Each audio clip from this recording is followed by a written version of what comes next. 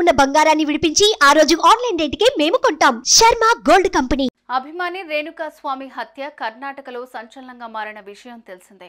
ఈ కేసులో నిందితుడిగా ఉన్న నటుడు దర్శన్ ప్రస్తుతం బళ్ళారి జైల్లో ఉన్నాడు. అయితే జైల్లో ఉన్న దర్శన్ విచిత్రంగా ప్రవర్తిస్తున్నట్లుగా తెలుస్తోంది. అతని ప్రవర్తనతో తోటి ఖైదీలు కూడా తలలు పట్టుకుంటున్నారట. రేణుకా స్వామి ఆత్మ నన్ను వెంటాడుతోందని, దయచేసి నన్ను ఇక్కడి నుంచి పంపించండి, నేనుండలేను అంటూ అరిచి గోలగోల చేస్తున్నాడట. ఇదే వార్త ఇప్పుడు జోరుగా ప్రచారం జరుగుతోంది.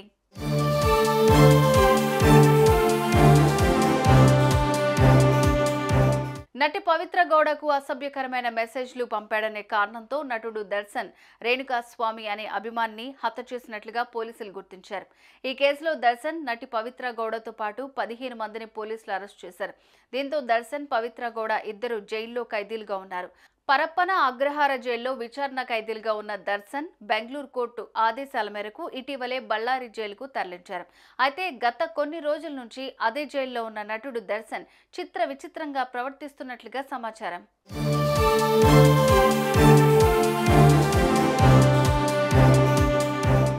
రేణుకా స్వామి ఆత్మ తనని వెంటాడుతోందని, రోజు రాత్రి నా కలలోకి వచ్చి భయపెడుతుందని, భయంతో నాకు నిద్ర కూడా పట్టడం లేదని ఆయన జైలు అధికారులకు చెప్పారని తెలుస్తోంది. ఈ జైల్లో నేను ఒంటరిగా ఉండలేకపోతున్నానని, నన్ను బెంగళూరు జైలుకి తరలించమని జైలు అధికారులను కోరినట్లుగా సమాచారం. ఇతని ప్రవర్తనపై తోటి ఖైదీలు కూడా స్పందించారట. అర్ధరాత్రి సమయంలో దర్శన్ నిద్రలో కలవరిస్తున్నాడని, గట్టిగా కేకలు వేస్తున్నాడని చెప్పినట్లుగా వార్తలు వినిపిస్తున్నాయి. అయితే ఈ అంశాలపై జైలు అధికారులు ఇప్పటివరకు ఎలాంటి ప్రకటన మాత్రం చేయలేదు.